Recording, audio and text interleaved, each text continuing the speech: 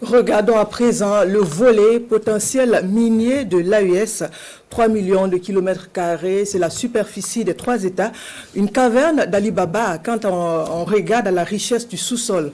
La création de l'AES répond aussi de protéger ces trésors du bradage et de la convoitise pour en faire profiter les populations de l'espace. Un coup d'œil sur le potentiel minier du sous-sol de l'AES avec Franck Ouetraogo et Tanga Kafanou.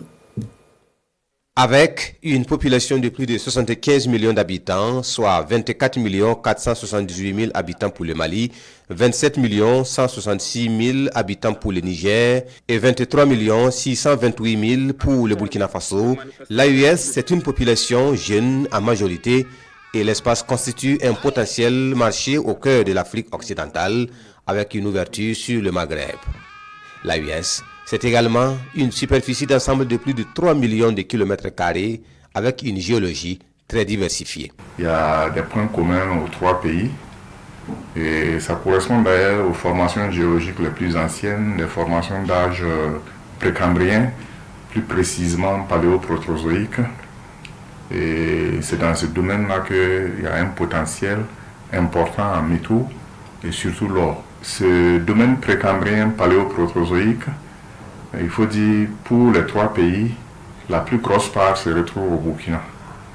Une partie au Mali et une partie au Niger.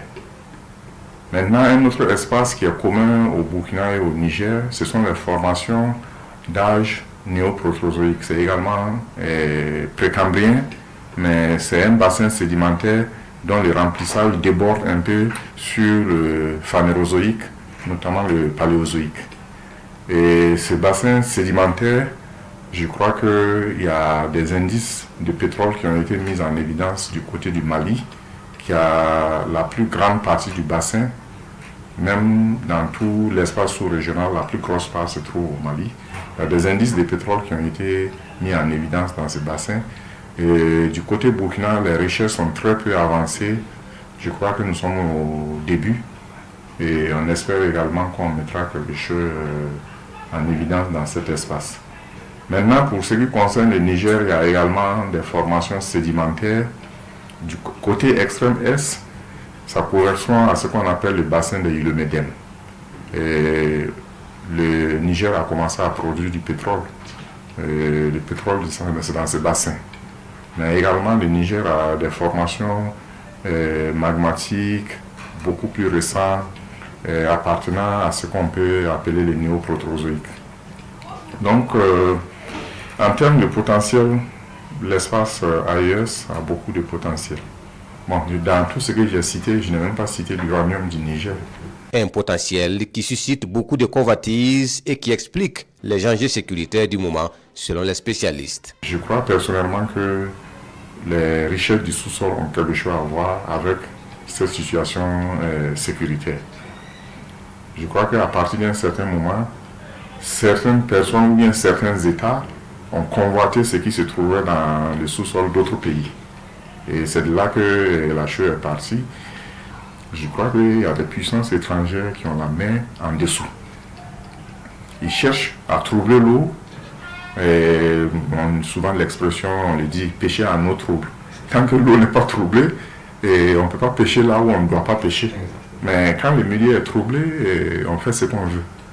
L'exploitation de ces ressources demande de gros investissements sur la recherche et les ressources humaines compétentes et surtout une stabilité de toute la région. Il va falloir que les pays de l'AES regardent de ce côté. En réalité, les compagnies minières, les compagnies étrangères sont rentrées parce que du côté de nos États, il y a très peu d'investissements dans ce sens-là. Il y a très peu d'investissements dans ce sens-là. Donc, ceux qui sont chargés de mettre en nu ces ressources du sous-sol, c'est juste peut-être pouvoir mettre en évidence des indices. Mais après, le restant de l'investissement est très lourd.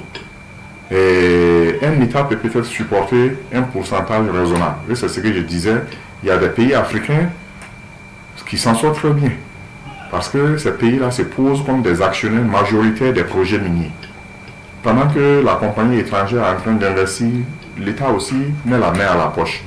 Et lorsqu'on met en évidence la ressource, il est évident que la part de l'État aussi est proportionnelle à ce que l'État a mis là-dedans. Et en plus du fait que le sous-sol appartient à l'État en question. Ensuite, le stade d'exploitation. Pour que nos États prospèrent, il faut qu'ils forment des techniciens qualifiés dans ce sens-là. Et en tout cas, s'assurer qu'au moment de se partager les bénéfices de l'exploitation, l'État prendra en tout cas une part qui n'est pas comme aujourd'hui des miettes. Et je crois que c'est sur ça qu'on peut s'appuyer pour peut-être développer d'autres secteurs. Moi, je pense beaucoup à l'industrie de l'armement. Vous ne pouvez pas faire la guerre si vous ne fabriquez même pas une arme. Mais vous allez pouvoir acheter une arme, on vous dit vous avez l'argent, c'est bien, mais on ne veut pas vous vendre l'arme, vous faites la guerre avec quoi. Donc il faut peut-être s'enrichir pour développer une industrie propre d'armement qui appartient à notre sous-région et pouvoir porter la réplique à celui qui vient nous agresser le moment venu. Le 16 septembre 2023, le Mali, le Niger et le Burkina Faso signent la charte de l'Utako Gourouma qui donnera par la suite naissance à la Confédération de l'AES. Une décision qui traduit donc une bonne lecture de ces enjeux à l'heure de la reconfiguration géopolitique et géostratégique mondiale.